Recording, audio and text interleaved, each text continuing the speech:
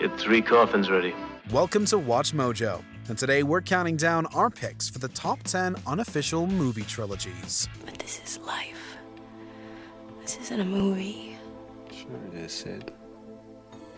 It's all a movie. It's all one great big movie. For this list, we'll be looking at trios of otherwise unrelated films that have been grouped together to enhance the viewing experience. Their similarities can include creators or themes or anything in between. Do you have a favorite or a new idea for an unofficial movie trilogy? Tell us in the comments. Number 10. Steven Spielberg's Alien Encounters trilogy. Close Encounters of the Third Kind, E.T. the Extraterrestrial, and War of the Worlds. Steven Spielberg is a Hollywood legend with a flair for the fantastical. So if you're in the mood for sci-fi or want an excuse to watch several of his movies back to back, the Alien Encounters trilogy is the perfect watch. In all 3 films, there's a thematic through line featuring differing reactions to the discovery of extraterrestrial life.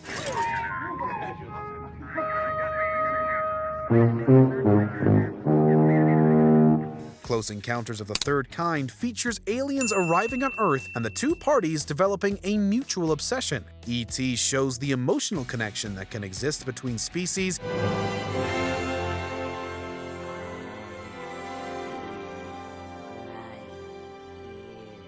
and War of the Worlds is exactly as it sounds.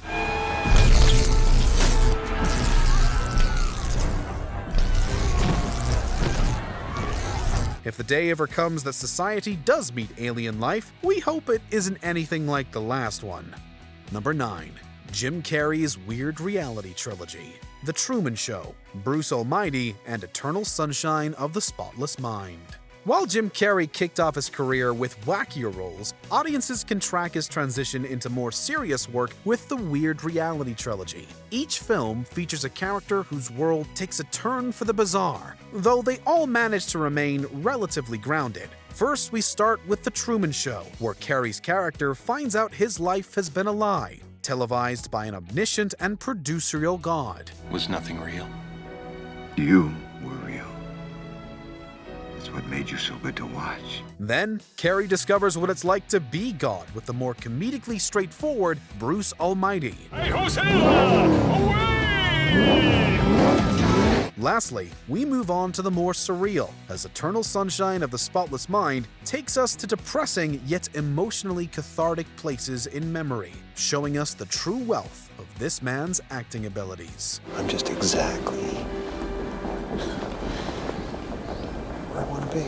Number 8. Lars von Trier's Depression Trilogy. Antichrist, Melancholia, and Nymphomaniac. Lars von Trier is a controversial director whose work addresses a slew of sensitive yet important issues. Never one to shy away from the unpleasant, from 2009 to 2013, he created 3 films. Well, 4 if you count Nymphomaniac's 2 volumes, which some have said reflects the creator's own experiences with depression. Satan's church. Satan. Jesus.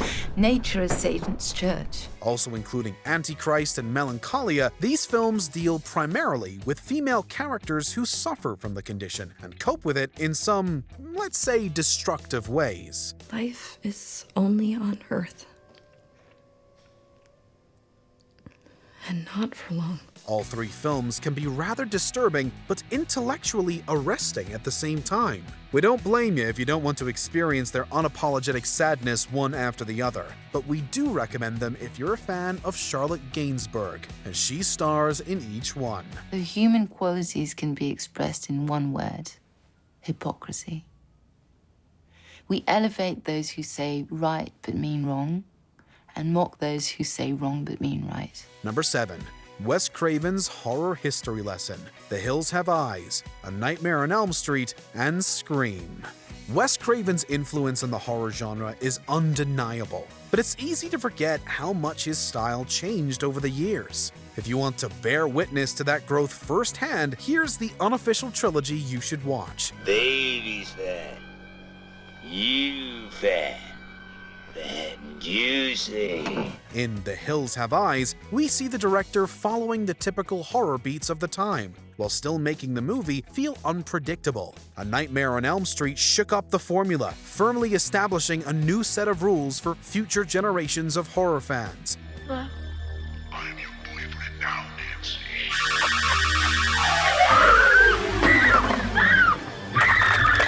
And Scream is where Craven actively plays off those tropes, satirizing them to create a frightening, subversive masterpiece as we round off an exploration of horror film culture.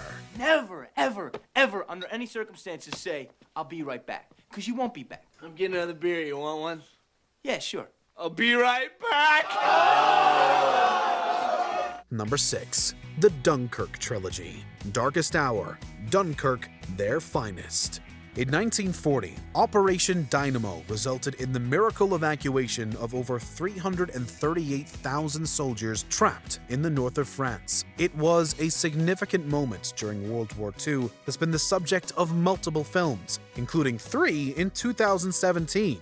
Begin with Darkest Hour, starring Gary Oldman as British Prime Minister Winston Churchill, which provides an overview of the political and military events before, during, and after the evacuation. We shall fight in the hills. We shall never surrender! Follow it up with Christopher Nolan's Dunkirk for the perspective of desperate soldiers on the ground.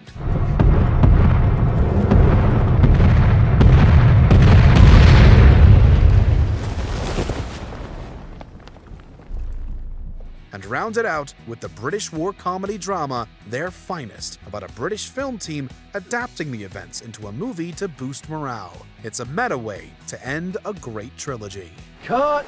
Could someone please get Mr. Hilliard out of Dunkirk? Number 5. Quentin Tarantino's revisionist history trilogy.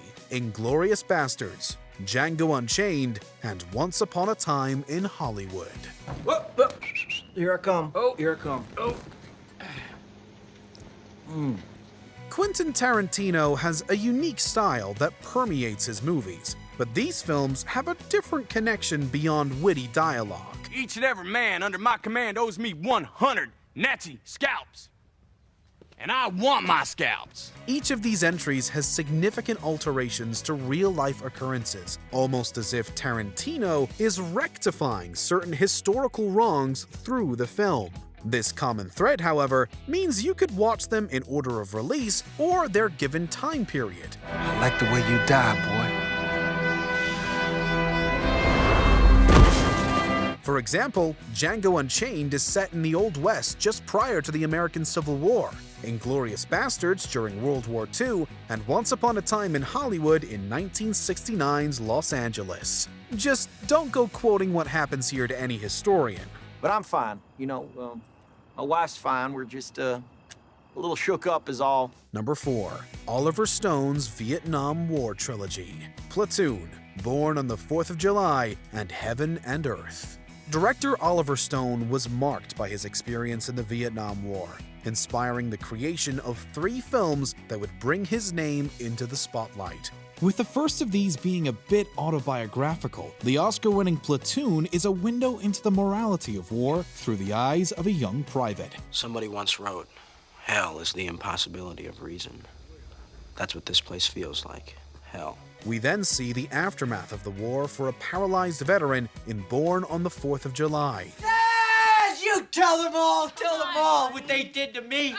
What they did to this whole block, this whole country. And then we switch focus with Heaven and Earth by getting the Vietnamese perspective. If war produces one thing, it's many cemeteries. And in cemeteries, there are no enemies. Though they go about it differently, each film gives us an anti-war message and a poignant illustration of the damage it inflicts on everyone involved.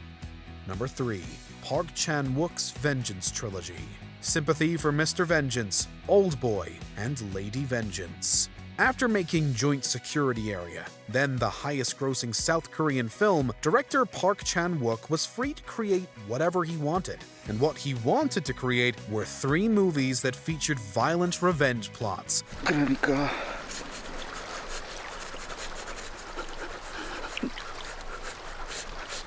나 죽이는 거 While the first film in the trilogy, Sympathy for Mr. Vengeance, wasn't received too well initially, Oldboy became a cult hit and is often regarded as one of the best the 21st century has to offer so far. 복수심은 건강에 좋다. 하지만 복수가 다 이루어지고 나면 어떨까? 아마 Lady Vengeance then rounded out this set of films, which critics appropriately dubbed the Vengeance Trilogy. 도대체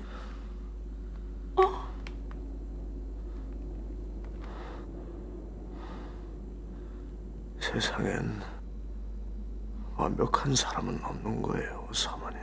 It's a fantastic combination that poetically questions when violence is justified and how people change when faced with it. Number 2. Sergio Leone's Dollars Trilogy. A fistful of dollars for a few dollars more, and the good, the bad, and the ugly. My mistake. Work orphans. This is one film trilogy that a lot of people understandably think is interconnected, but actually isn't. To elaborate, Clint Eastwood became widely known for his contributions to the spaghetti western, supposedly playing the man with no name in A Fistful of Dollars for a few dollars more, and the good, the bad, and the ugly. It's easy to forget that Eastwood actually plays different, albeit very similar characters throughout, as do several other actors. Remember me, amigo? Of course you do. El Paso. It's a small world. Yes, and very, very bad. That said, we can understand American Distributor United artists wanting to bundle these films as a trilogy because we probably would have been doing so anyway. In any case, they are essential viewing if you want a comprehensive understanding of the genre. You see, in this world, there's two kinds of people, my friend. Those with loaded guns, and those who dig. Before we continue, be sure to subscribe to our channel and ring the bell to get notified about our latest videos. You have the option to be notified for occasional videos or all of them. If you're on your phone, make sure you go into your settings and switch on notifications. Number 1. Edgar Wright's Three Flavours Cornetto Trilogy. Shaun of the Dead, Hot Fuzz, and The World's End. This trilogy references 3 films directed by Edgar Wright, which feature many of the same actors, jokes, but most importantly, a particular frozen dessert. And developed symptoms similar to those displayed by their attackers. During the after-party for Shaun of the Dead, Wright and co-writer Simon Pegg were given free ice cream for including Cornetto in the film. Tomorrow, you got brain freeze? No, I got brainwave. Get us back to the station, now! Naturally, they replicated the bit in Hot Fuzz to get more. They didn't. But what they did get was a visual motif by which to connect the films. And so, with the advent of The World's End, the Three Flavours Cornetto trilogy became complete. We all had to go organic in a big wave. But if I'm honest, I'm hard-pressed to recall any processed foods I actually miss. Beyond this hilarious sight gag, though, it should be mentioned that the films do share themes of maturity, so you're likely to get an intellectual meal more satiating than the actual treat. Is there anything I can do for you? No. This is something I have to do myself. Do you agree with our picks? Check out this other recent clip from WatchMojo, and be sure to subscribe and ring the bell to be notified about our latest videos.